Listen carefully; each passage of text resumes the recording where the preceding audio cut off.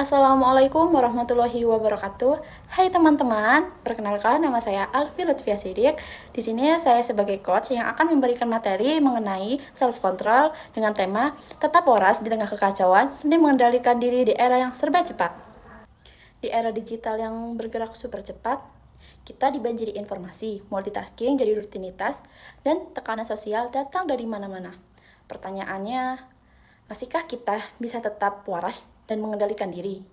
Mari kita bahas seni self control di zaman yang gila ini. Oke, di sini ada beberapa poin penting yaitu indikator-indikator permasalahan. Yang pertama yaitu kelelahan mental karena harus terus-menerus menahan diri, perilaku impulsif akibat gawai yang selalu aktif, emosi meledak-ledak di tempat kerja atau media sosial, dan harus validasi dari likes and followers. Fokus terpecah karena banyaknya distraksi. Semua ini bisa membuat kita kehilangan kendali diri dan tanpa kita sadari mental kita perlahan terkikis. Oke, tapi self control bukan hanya soal menahan emosi. Ada 5 aspek penting menurut Averil dalam Sarafino 1994. Yang pertama yaitu behavioral control, yaitu mengontrol diri tindakan. Yang kedua ada cognitive control, mengelola pikiran. Educational control, berani memilih.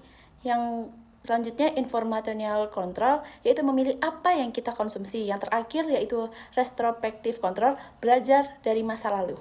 Menurut seorang psikolog sosial terkemuka yaitu Roy Baumeister, self control itu seperti baterai mental. Ia terbatas. Bila terus dipakai tanpa diisi ulang, kita akan mengalami yang namanya ego depletion, yaitu kelelahan kendali diri. Apa saja sih yang bisa memperkuat self control kita? Yang pertama itu ada kesadaran diri, yang kedua itu ada kemampuan regulasi emosi, yang ketiga ada kognisi atau cara berpikir yang rasional, yang selanjutnya yang terakhir niat dan motivasi dari dalam diri. Nah, self control bukan tentang menjadi robot yang sempurna, tapi tentang mengenali emosi, menunda gratifikasi, dan memilih reaksi yang tepat. Ini ada beberapa strategi yang bisa kamu praktikkan mulai dari ini, yaitu yang pertama ada kenali pemicumu. Nah, tahu kapan kamu mulai hilang kontrol, dan latih delay gratification, yaitu menunda nih kesenangan sesaat. Gunakan teknik pause, yaitu ambil jeda sebelum bereaksi. Buat tujuan yang jelas supaya kamu tahu arah tujuanmu dan arah kamu mau kemana. Atur lingkungan, kurangi distraksi digital, bangun kebiasaan kecil, perubahan besar dimulai dari hal kecil. Self talk positif, jangan jadi musuh bagi diri sendiri. Tidur cukup, makan sehat, latihan mindfulness, evaluasi diri secara berkala. Salah satu pengalaman yang paling nyata di dalam hidup saya yaitu ketika nih saya harus belajar untuk ujian, sementara godaan untuk membuka media sosial terutama nih adalah TikTok. Awalnya saya sering nih kalah oleh godaan tersebut. Saya merasa nanti juga sempat atau istirahat sebentar tidak apa-apa. Tapi pada akhirnya saya menyadari bahwa kebiasaan kecil seperti ini bisa membuat saya menunda terlalu lama dan menyesal di akhir. Saya mulai belajar mengatur waktu dan membuat aturan untuk diri sendiri, belajar selama 30 menit lalu istirahat 5 menit. Saya juga menjauhkan HP dan dari meja belajar. Rasanya berat di awal, tapi setiap kali saya berhasil menahan diri, saya merasa bangga. Itu seperti menang melawan diri sendiri.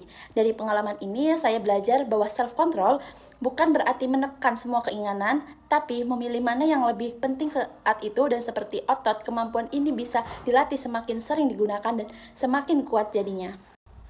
Baik, dalam penelitian ini membuktikan bahwa self control itu krusial. Ada beberapa jurnal yang sudah dibahas oleh Ulaya dan Mujiashi 2020, yaitu self control ini tinggi, konsumsi emoni jadi lebih bijak. Yang kedua itu ada Nurhayati DKK tahun 2022. Nah, dalam hasil hasil jurnal ini, self control strategis bisa kurangi perilaku off test siswa lebih dari 70%. Yang terakhir yaitu ada Kristiawan dan Swetjateningsih 2023. Di sini hasilnya yaitu self control tinggi, lebih kecil kemungkinan jadi pelaku cyberbullying. Baik, jadi mengendalikan diri bukan berarti menahan semua rasa, tapi memilih untuk merespon, bukan bereaksi secara impulsif. Di tengah dunia yang makin kacau, self control adalah kekuatan, bukan untuk menekan dirimu, tapi melindungi dirimu. Karena terkadang cara paling ampuh untuk tetap waras adalah dengan mengendalikan diri sendiri. Baik, terima kasih. Wassalamualaikum warahmatullahi wabarakatuh.